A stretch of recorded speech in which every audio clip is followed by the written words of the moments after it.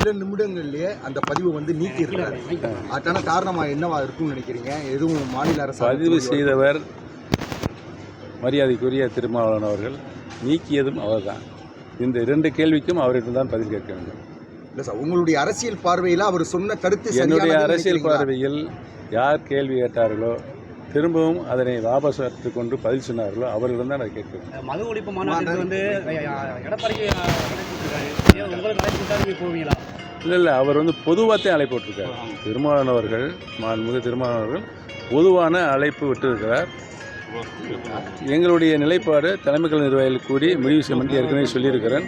அதில் பூர்வாங்க நடவடிக்கைகள் அவர்கள் இறங்கும் பொழுது இதற்கு விடை கிடைக்கும். எங்களுக்கு அந்த மாநாட்டுக்கான அழைப்பு பெரிய சர்ச்சையாக இருக்குது. ஒரு சார்பை கூப்பிட்டுட்டு ஒரு சார்பை கூப்பிடலை. உங்களுக்கு மட்டும்தான் அந்த மது ஒழிப்பு என்ன இருக்கா? எங்களுக்குலாம் இல்லையா? இதில் ஜாதியும் மதமும் எங்கெங்கே வந்துச்சு மாநாட்டுக்குன்னு கேட்குறாங்க பிற தலைவர்கள். நீங்கள் மற்ற தலைவர்கள் கேட்ட கேள்விக்கெல்லாம் என்னிடம் பதில் கேட்பது சரியாக வராது. என்னை பொறுத்தவரை மது தமிழகத்தில் இருக்கக்கூடாது என்பதுதான் எங்களுடைய நிலை. இந்த மாநாட்டு அழைப்பை நீங்கள் எப்படி சார் பார்க்குறீங்க? கட்சி தலைவர்களை விட்டுறலாம், நீங்கள் இந்த அழைப்பை முதல்வரின் அந்நிய முதலீடு பற்றி என்ன? ஏற்கனவே அதை பற்றி நான் என்னுடைய கருத்தை சொல்லியிருக்கேன். உண்மையிலேயே அந்த முதலீடு ஈர்க்கப்பட்டு இங்கு வந்து சேர்ந்தால், தொழிற்சாலை தொடங்கினால் உள்ளபடி நான் வரவேற்பேன் என்பதை தெரிவித்துக் வரவேற்பேன். பெரிய எதிர்பார்ப்பில் இருக்காங்க. எப்போ ஒன்றி நீங்கள் போறீங்க?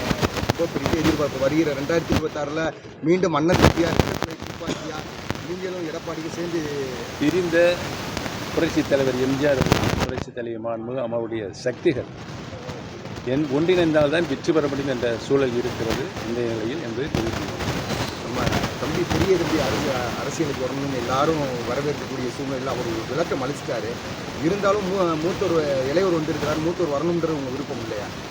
அவரும் வந்துட்டு போட்டுமே, நீங்கள் வலியுறுத்தாங்க. எப்படியாவது எங்களுக்கு குடும்பத்தில் சிக்கல் ஏற்படுத்த நினைக்கிறீங்க, அது நடக்காது.